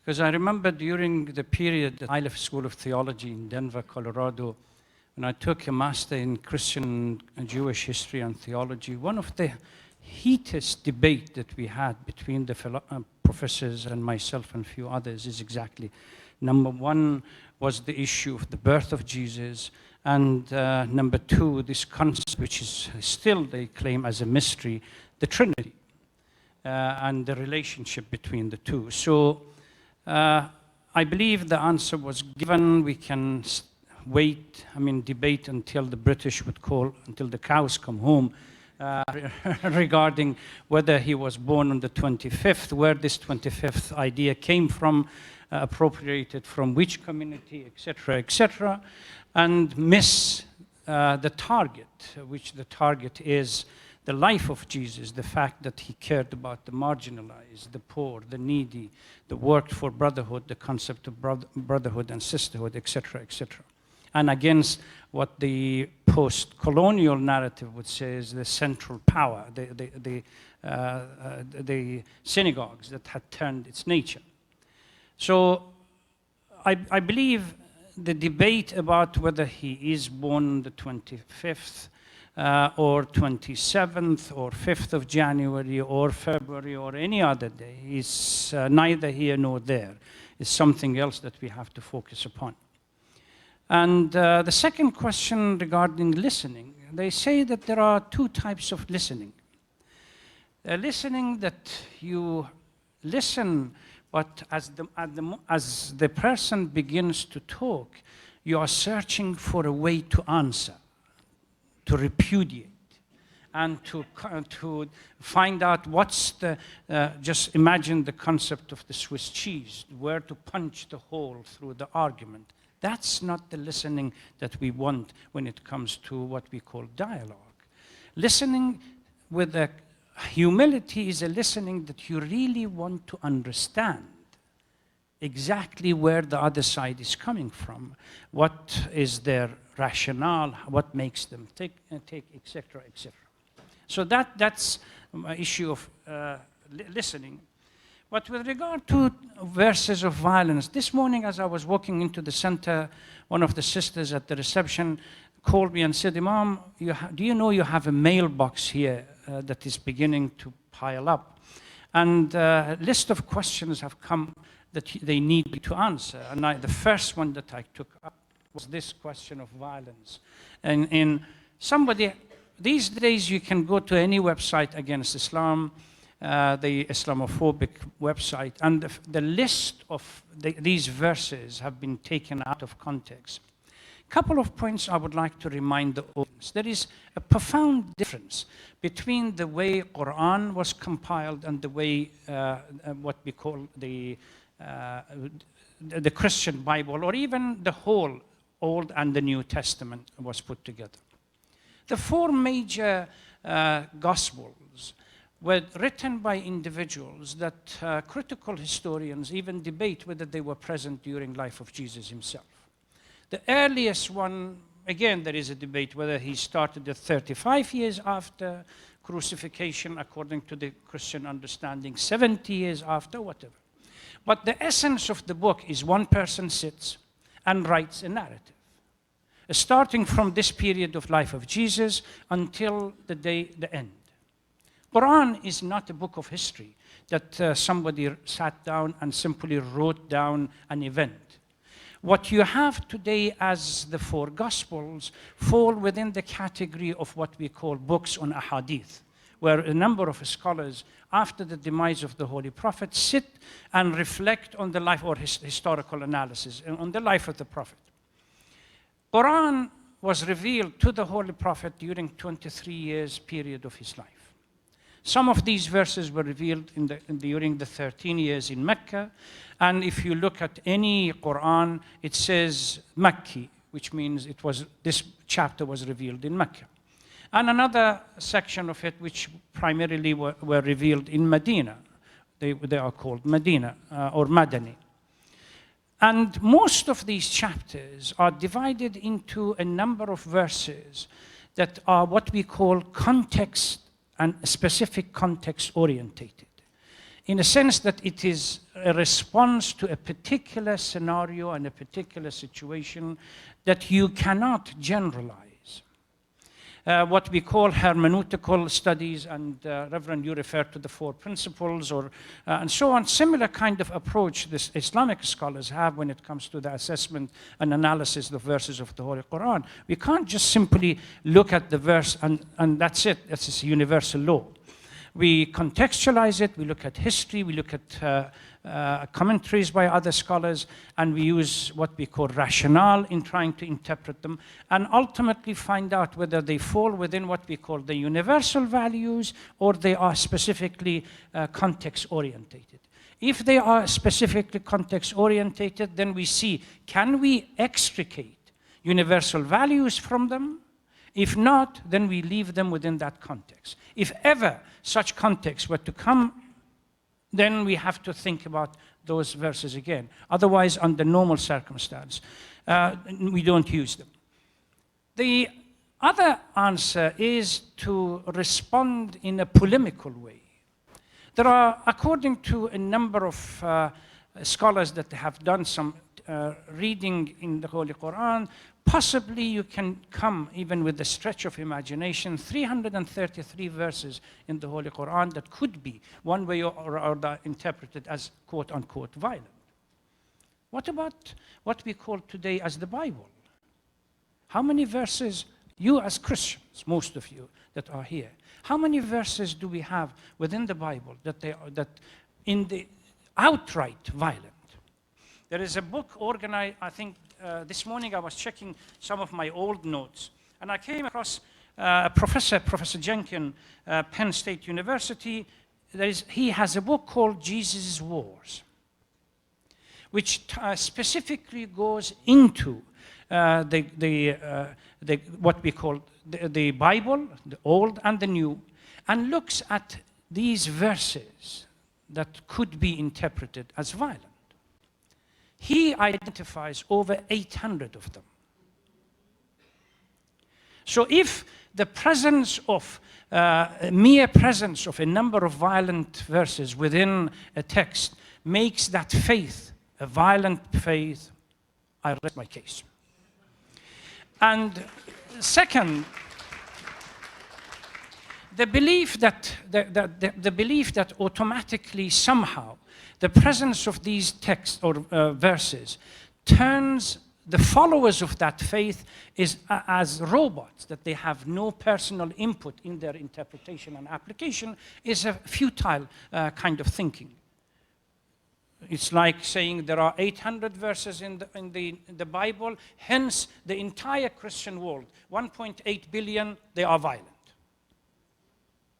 Where is human agency here in the interpretation of the text?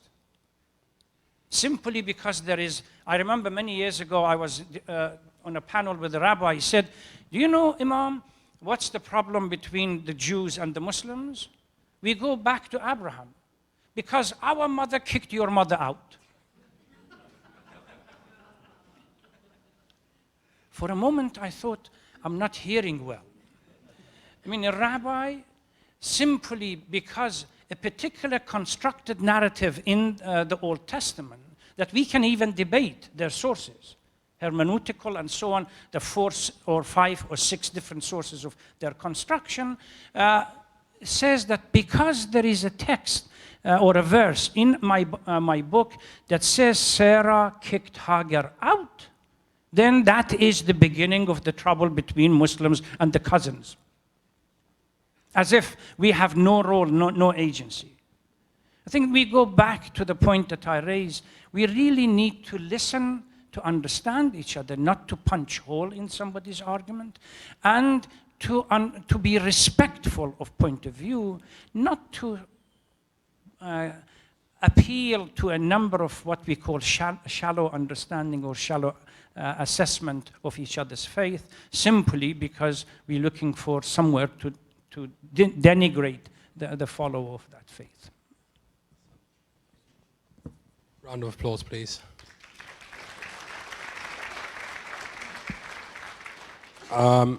Before I go on to the next question, Sheikh actually reminded me of something my grandmother told me when I was a kid. Bless her soul. She's no longer with us, but she had the craziest imagination. So she said to me, she sat us down once, and for some reason or another, we used to call her Betty, but, So she said, one day there was a monkey, and the tiger never liked the monkey. So every time he saw him, he would beat him up. And the only reason the tiger could come up with was, why are you not wearing any shoes? Funny enough, the tiger himself is not wearing shoes, but he's got the muscle, so hey, why not? So every day he beats up this monkey. The monkey gets fed up. He goes to the lion and he says, hey, you're the boss. Why don't you talk to the guy, tell him to leave me alone. Nobody wears shoes here. So the lion says, okay. He calls the tiger into a meeting. They go into their jungle office. And he says to him, look, everybody knows you don't like the monkey. But I don't like the fact that every time you beat him, he has to come back to me to complain. So find a good enough reason other than the shoe, because, homie, nobody wears shoes. He says, okay, well, I'm not a smart guy like you. You're a king, you're a thinker. Give me a good reason. He said, look, tell him bring me an apple. If he brings a red one, tell him you wanted a green one. Then you beat him. If he brings a green, tell him you want a red one. Then you beat him. He says, light bulb. So next day he sees the monkey. He says, hey, monkey, come here. Comes next to him, he says, go bring me an apple. He says, sure thing. Red or green? He grabs him, he says, why are you not wearing no shoes? Bang, he beats him again. So I think what Sheikh's trying to allude to is, sometimes there are people who are just going to hate you. We've got to live with that. Okay. The 2 questions that I've got here, well, I've got a number of questions, mainly kind of pertaining to us. I will pass it on to the respected Reverend to shed some light on it. But I want to start with these 2 because they're kind of one and the same. Why do Muslim women cover their heads in hijab? And what is the relationship between hijab and the Virgin Mary? It's not just Muslim women who cover their head in Islam. As a matter of fact, if you look into India, which is one of the most diverse parts of the world, you have Sikhs, Hindus, Muslims, and Buddhists. In any of their temples in that part of the world, when they enter, they cover their head. If you look back into history, even in England, or even when people first came here, the Europeans, women would wear kind of a hat on their head to cover their hair, right? If you look in Japanese culture, I love Japanese culture, so I watch these Japanese movies with subtitles. And there's one called Sword of Desperation. And as the lady comes into the temple, I honestly thought, oh, they got a Muslim character, because she was in the full hijab, you know, the full thing. And it turns out, no, she was a high priestess. If you look at nuns, they also cover themselves, right? Matter of fact, one of the ministers in Italy, when he was asked to vote to ban the hijab in Italy, his response was, fine, I will sign my name to this petition under one condition: remove the scarf of every painting of the Virgin Mary, and then I'll vote for the hijab to be removed, right? Because I cannot deny these women their rights, which is a right given to the Virgin Mary. So what's the relationship between the Virgin Mary and hijab? Of a Muslim woman, I wouldn't think there's much relation. We don't put any emphasis on that as Muslims. The emphasis is, though, what God said about Mary. He said, and she took a hijab, a covering, different to the women around her because of her piety. Okay? She secluded herself. She secluded herself in that she said, I am for the Lord only. My worship, I'm not interested in men. I'm not interested in having guys, you know, look at me and judge me a certain way or anything else. Likewise, in Islam, we say that a woman should have the right, first of all, to wear or not to wear the hijab. That is her own agency, right? I follow Sayyid Ali Khamenei as my go-to guy with religious rulings. And he actually says, as well as the majority of our scholars, you cannot force your wife into wearing hijab at all. You cannot. It's not in your power, because that's her level of worship with God. If it bothers you so much, she doesn't have to be your wife. But at no point do you infringe on another human being's freedom and force them into worshipping God, right? So it's really a choice for a person to take. Do I want to put on that hijab on? Yes or no? Why do I put on that hijab? The Quran gives two reasons. Number one, piety. Number two, identity. The Quran says, Bismillah ar-Rahman ar-Rahim, and tell the pious Muslim women to wear the hijab so that they may be recognized as Muslims. You know, I want to know who I'm talking to. So that's as much as I'm going to say on these two. It can go on forever, but I'm very conscious of time, and I'd also like to hear what the Reverend has to say about this. I have no idea about the hijab and Virgin Mary. I will say, however, in our scriptures in the New Testament, it is very specific about women in the church, that if you're going to prophesy in the church, that you, and it talks about what you should cover your hair and your head with as you are speaking a word of prophecy. So that's also in our Holy Scriptures as well. I'd like to say one thing. Can we have a round of applause for all our Christian sisters who freely put on the hijab today as a sign of respect? Thank you. Now, you try asking me to wear a hijab, I can't pull that off, you know. I'm going to pass on these two to Sheikh. Inshallah, he can shed some light on them. Oh, actually, this one's mine. You can take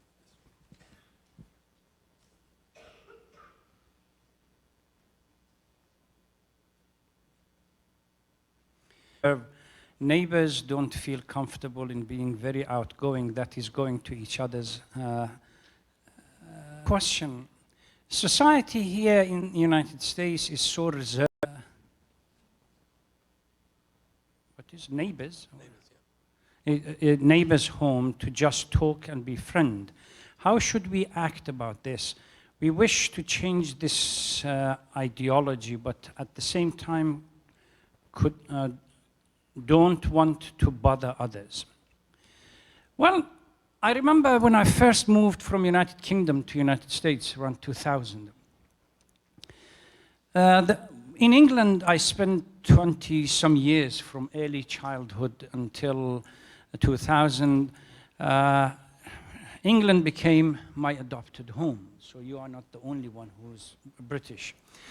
I still keep that identity. Occasionally it's going to be fruitful when you travel through Europe to flash the red passport. We got used to the idea of inviting the neighbors in, so that wasn't a problem. And when I never forget the face of my woman or sister neighbor that when I went in front. When I moved to Colorado, I decided to invite the neighbors to what I called an afternoon to her house and knocked at the door. Her chin dropped. Her face went white. And for a minute, I thought she's going to have a heart attack. I said, look, I've moved across the street and I would like to invite the neighbors in for a tea and a coffee or something, an afternoon together. She couldn't answer yes or no. Finally, she gathered all her power and she kind of nodded and yes, I will come. What I saw, I thought she's not going to come. Anyway, she turned up. But many months later, she told me how she felt. She told me that I really paralyzed, the closest word I can find. Suddenly, a Muslim imam is appearing in front of my house. Yes, there is a degree of discomfort. When I was at the St. John's United Methodist, Episcopalian Church, which I became the head of the Abrahamic Initiative, deliberately we began a process.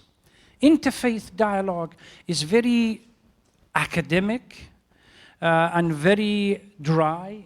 People talk about, at best, some kind of abstract concept. When Jesus became this, when Muhammad became that, why Moses did this, etc., etc. So we started a process which we call breaking bread together. Once a month, or sometimes twice a month, people would get and be invited to each other's houses. 1 month will be in a Jewish house, another month in a Christian house, another month in a Muslim house. And potluck, people will simply bring in their own food. And we sit with one condition: no theological discussion. Just sit and relax and talk about everything else. So we started with 4, 5, 6, 7. By the time I left the Abrahamic Initiative 5 years later, we had 3 houses every week. So it became a major issue within the interfaith group. So I would recommend, because this has been tried and tested, I would recommend that. Invite one family, a Muslim, another Christian family, another Jewish family. Start with 3 families, and then move on gradually. As you succeed in breaking bread together, it becomes more and more and more, and other people come in. I remember in 1994 or 1995, we began work on an interfaith program in London with the Islamic Center. And we went to, I believe at that time, Archbishop of Canterbury was Dr. Rancy. And Chief Rabbi, we went to both of these and said, we would like to start an interfaith program, 1 church, 1 mosque, and 1 synagogue. By the time I left 2000 to come to the United States, there were 4, I believe, mosques, 4 churches, and 4 synagogues. And now, I'm sure it has gone, and the numbers have increased. So breaking bread with one condition: as neighbors, you simply sit, talk, chat, or find something in common. There is the verse in the Holy Quran, the essence of interfaith is clearly defined. That you start with commonalities and you hasten to do good things. سارعوا إلى الخيرات. Hasten to do good thing is the basis of interfaith and knowing each other. So start some kind of social gathering, and then find one project that all 3 of you, no matter where your orientation is, whether you get your impetus from the Quran, from the Old Testament or the New Testament, but you do work together. Here, I would like to say, it's a joke, an old British joke that I have read it so many times and I have asked about it. They said, I have read quite a lot about British politics. Wherever I go, politics is the issue that I focus upon. So I was reading about British ambassador's life in Moscow, one of the well-known ambassadors. And he was loosely defined a womanizer. But he would go and talk to young girls, etc., etc. In one meeting functions at the embassy, he went too far and he was drunk. So somebody went to his wife and he said, "Ma'am, I think you should do something about your husband. He's flirting around." And she, coming out of what we call a more realist school of international studies, said, the response was, "I really don't care where he gets his appetite as long as he eats at home." It doesn't matter where you get the reason for social work. Whether it's pure humanism, whether it's the text that you have, or whether it's the Holy Bible, it's the Quran, or anything else. What matters is that we create the nucleus by which we work together. We stand shoulder to shoulder, and our text is manifested in work rather than purely abstract concept that we debate once a month. I think that's the only way we can move forward.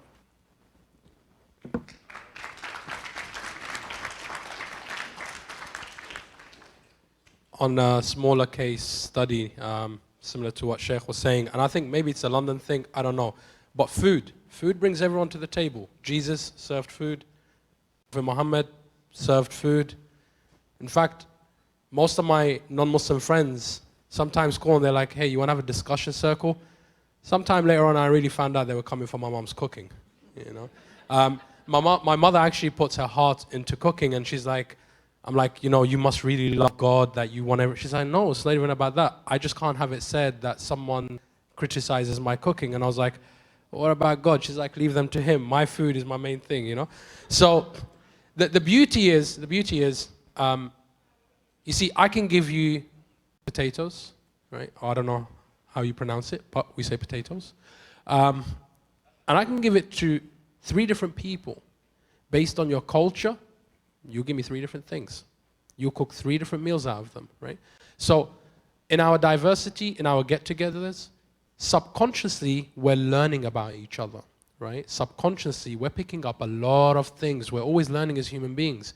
So I think the easiest thing to do is just simply invite your neighbor. For us as Muslims, the month of Ramadan, although it's about fasting, let's be real, it's about feasting, right? Month of Ramadan, we cook like 25 dishes for the 24 hours that just went by. Share it. Share it with your neighbors. You know, take a special meal, little plate, say, "Look, today we're celebrating God's blessing in our life. We want to share that with you." The next day, they're going to bring you something back. And guess what? It's going to start working together, okay? So that's for that. I'll pass it on to the Reverend. Nothing to say? Okay.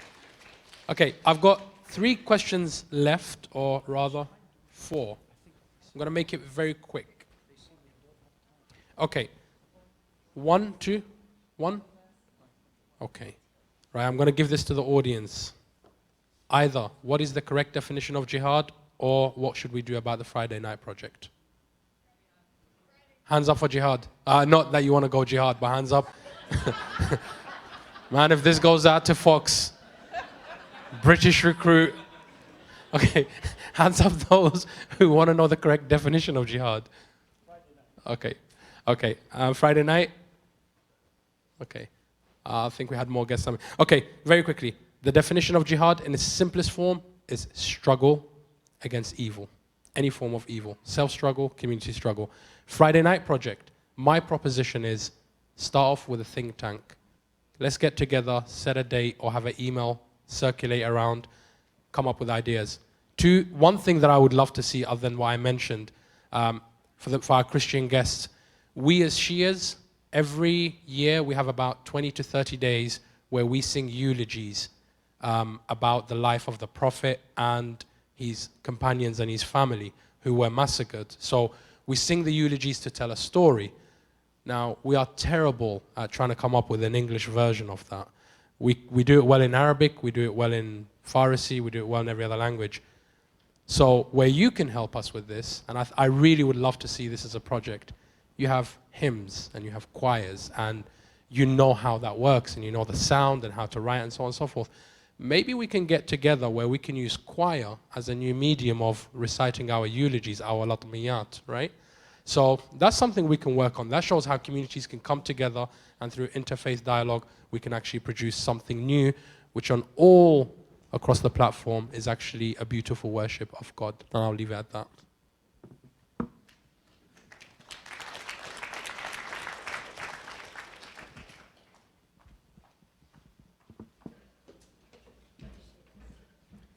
I want to thank you all for coming, and I want to thank our three speakers, Sheikh Kazaroni, Brother Hussein, and Reverend Jill.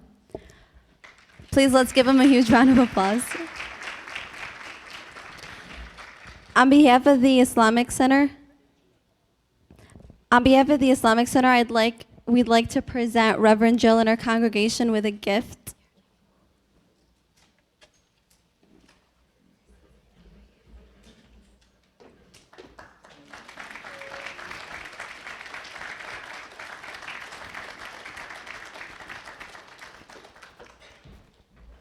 And lastly, before we conclude, remember we have the rally at 2 o'clock tomorrow, and we also have another program with Brother Hussein al-Nashid tomorrow at 7, so please join us.